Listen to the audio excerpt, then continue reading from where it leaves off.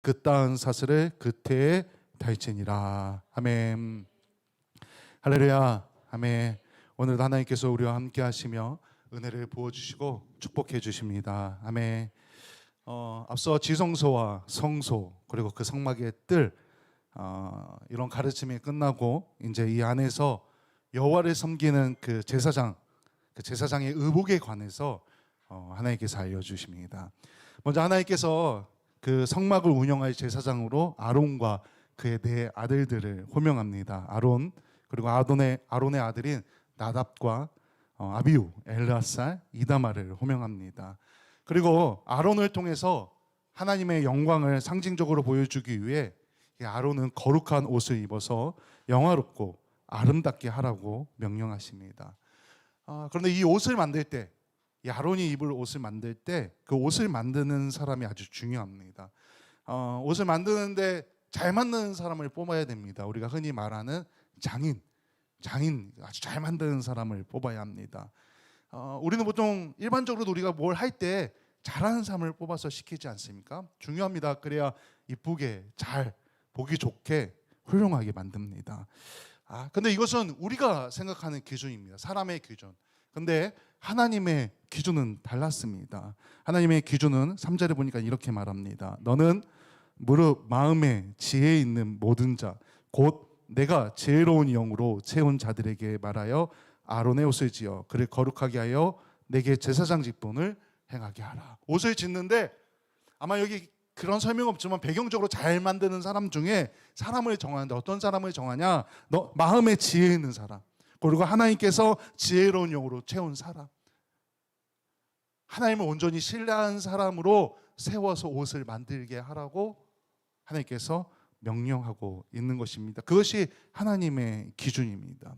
그리고 이제 하나님께서 아론이 입을 그 옷을 어떻게 만들지 설명해 주시는데 이 옷에 만들어지는 그 종류들, 그 내용들이 꼭 성막을 생각나게 합니다. 성막에서 사용되어졌던 도구, 천 이런 것들을 기억나게 합니다. 성막의 덮개가 우리 네 겹으로 되어 있다고 설명을 드렸습니다. 그런데 이 아론의 옷도 흉패, 에봇, 겉옷 그리고 반포 속옷으로 네 겹으로 이렇게 옷을 만듭니다. 그래서 이 아론이 입은 이 제사장 복장을 통해 성막이 기억나게 하는 겁니다. 하나님을 기억나게 한다는 것입니다. 그리고 성막의 각 널판들 그게 띠가 있는 것처럼 아론도 띠를 맵니다. 또 성막 안에 금으로 만든 기물이 들어있는 것처럼 아론도 금패가 달린 관을 씁니다. 또 첫 번째 덮개와 비슷한 하늘을 상징하는 우리 자주 나오는 단어 청색, 자색, 홍색 실과 가늘게 꼰 배실 그리고 금실 이것이 첨부된 천을 가지고서 에봇을 만듭니다. 대충 이런 모양입니다. 저런 모양으로 왜 이렇게 하늘을 보고 있는지 잘 모르겠는데 저런 모습으로 옷을 만듭니다. 이게 제사장 아론의 옷을 만들어내는 하나님의 이제 또 이번 주 다음 주 계속 세부적으로 설명을 할 텐데 오늘은 이 중에서 에봇에 대해서 설명을 할 겁니다. 우선 내려주시고 아론의 옷은 이 성소와 지성소를 생각나게 합니다. 연상시키는 겁니다. 제사장은 이 옷을 입음으로써 하나님의 거룩함을 이스라엘 백성들에게 나타내는 역할을 합니다. 그래서 제사장을 통해 또 하나님을 발견하는 겁니다. 성막을 통해 하나님을 발견하고 이 제사장이 입은 옷을 통해 또 하나님을 발견하는 것입니다. 중요한 건 하나님께서 이 거룩함을 이 말씀에 표현하고 있는데 아론의 거룩함이 나오진 않습니다. 하나님께서 이 옷을 거룩하다고 말합니다.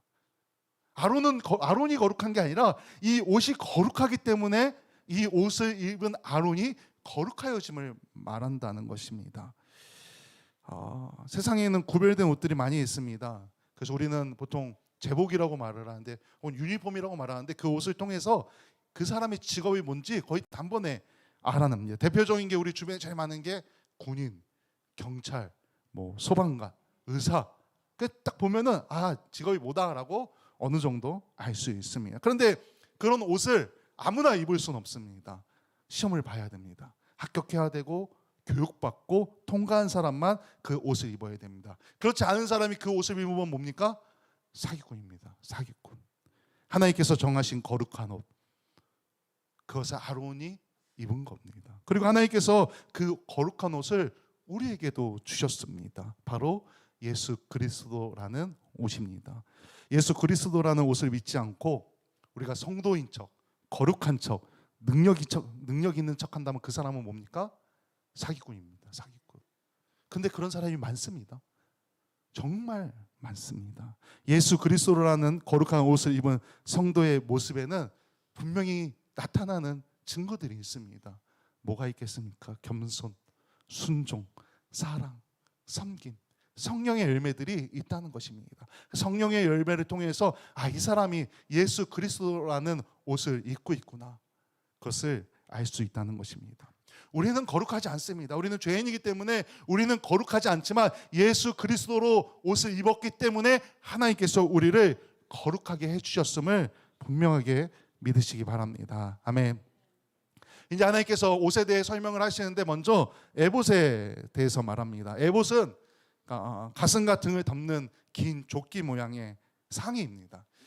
좀 쉽게 설명하면 앞치마 같은 건데 저희 교회 앞치마가 이렇게 쓰듯이 입지 않습니까? 그래서 앞뒤가 똑같아서 옆에다 단추를 매게 되는데 그런 앞치마 같은 모양을 하고 있는 게 에봇입니다. 그래서 가슴과 등이 같은 형태고 어깨에 띠가 있습니다. 이 에봇이 아까 말한 금실과 청색, 자색, 홍색실, 흰 배실로 짠 정교하게 짠 옷으로 이 옷을 만듭니다. 아주 화려합니다. 이렇게 생겼습니다. 대략 이렇게 이게 조금 약간 이 그림을 그린 사람마다 조금 다르게 생겼는데 대략 저렇게 생겼다고 생각하시면 됩니다. 성막에서 이렇게 화려하게 짜인 천은 어디에 쓰여졌습니까? 성막을 덮을 때 첫 번째 덮개가 이거를 합니다. 성소의 내부, 그리고 또 어디에 사용되었습니까? 문을 만들 때 첫 번째 문, 두 번째 문, 세 번째 문을 만들 때 이 천을 사용합니다. 그리고 이 천은 무엇을 상징합니까? 하늘을 상징합니다.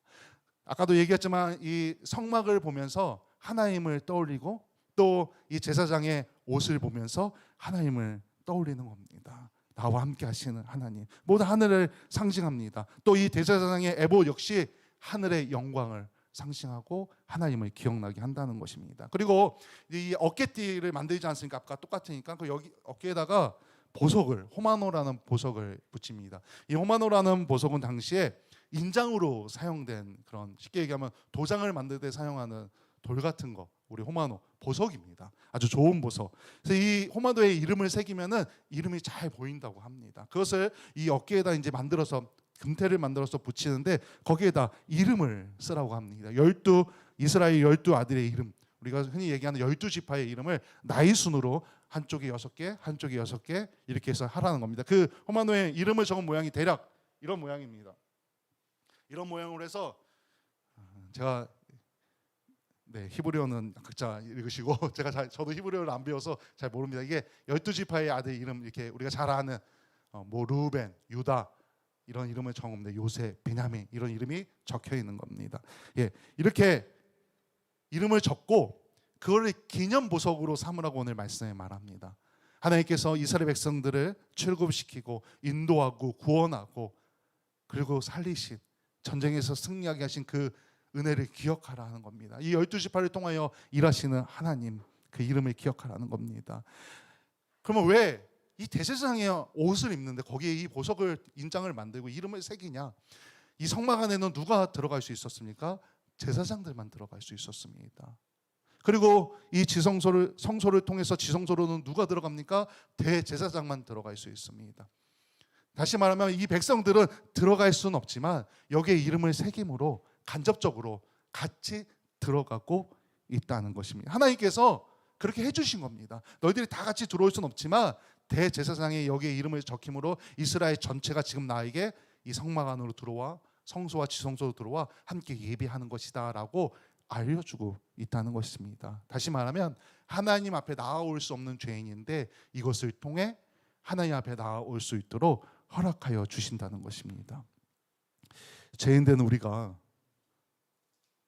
우리는 죄인입니다. 그래서 하나님 앞에 나아갈 수 없습니다.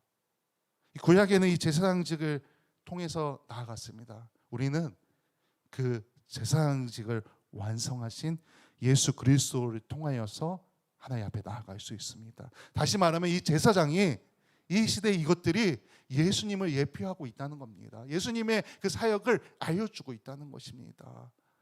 그래서 우리는 예수님을 통해 하나님 앞에 나아갈 수 있는 것입니다. 사람은 그 어떤 방법으로도 하나님 앞에 나아갈 수 없습니다. 그러나 예수님을 통해서는 나아갈 수 있습니다. 오직 예수님을 예수님만을 통해서만 가능합니다. 예수님으로 말미암지 않고는 절대로 하나님 앞에 나아갈 수 없습니다. 그래서 예수님께서 말씀하십니다. 요한복음 14장 6절에 예수께서 이르시되 내가 곧 길이요 진리요 생명이니 나로 말미암지 않고는 아버지께로 올 자가 없느니라. 예수님을 통해서만 하나님께 나아갈 수 있다는 것입니다. 예수님의 이름이 없으면은 다 거짓말입니다. 다 사기꾼들입니다. 오직 예수님을 통해서만 하나님께 나아갈 수 있습니다. 아멘. 이제 이 성소의 식량과 그리고 제사들의 옷, 기타 여러 가지 제사와 절기의 예법들, 하나님께서 이것을 막 모세를 통하여서 이제 가르쳐주고 백성들에게 이거를 전파하지 않습니까? 쉽게 얘기하면 이거는 시청각 교제라고 할 수 있습니다. 어떤 모양들을 통해서 하나님을 기억하는 겁니다.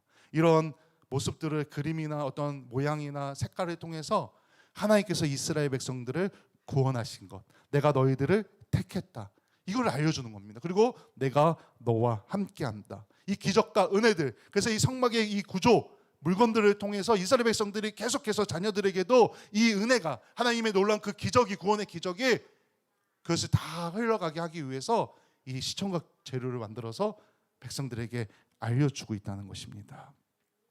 옷이 날개다라는 말이 있습니다.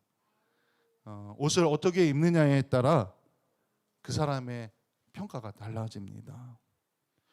옷을 잘 차려입고 가면은 호감을 넘습니다. 근데 반대로 우리가 옷을 이상하게 입으면은 어떻습니까? 비호감입니다. 왠지 가까이 가기 쉽습니다.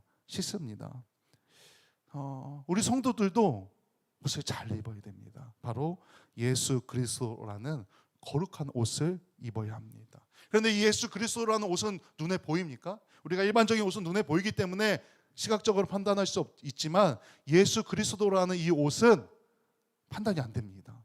시각적으로 볼 수 없습니다.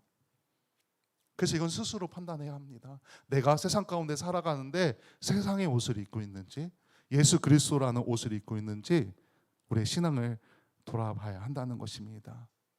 우리의 삶 가운데 이 예수 그리스도라는 이 거룩한 옷을 입었을 때 그것으로 주어지는 그 능력이 나타나길 소망합니다. 우리가 예수 그리스도라는 옷을 입으면은 하나님의 그 능력이 나타납니다. 세상이 나를 통해 하나님을 알게 됩니다. 세상이 나를 통해 예수 그리스도의 사랑을 알게 된다는 것입니다. 하나님께서 우리를 지금 이 시대에 제사장 삼아 주셨습니다. 그래서 우리는 하나님 앞에 나아올 수 있는 겁니다. 예수님 때문에 우리는 제사장이 된 겁니다. 그 제사장은 어떤 역할을 했습니까? 이스라엘 백성 대신 하나님 앞에 나아갔습니다. 여전히 하나님을 알지 못하는 영혼들을 우리가 제사장이 되어서 그들을 하나님 앞에 이끄는 역할을 하는 게 우리가 예수 그리스도로 옷을 입었는지 안 입었는지 알게 해준다는 것입니다. 그러한 책임이 우리에게 있습니다. 저에게, 우리 여러분들에게 그 책임이 있다는 것입니다. 우리가 예수 그리스도로 옷 입고 나아갈 때 하나님께서 우리와 함께하여 주십니다. 하나님께서 우리를 보호하여 주시고 인도해 주십니다. 아멘. 그 놀라운 일들이 나를 통해서, 오늘 함께 예배하는 우리 모든 분들을 통해서 하나님의 영광이 세상 가운데 나타났고, 그 능력을 가지고 거룩하고 경건한 삶을 살기를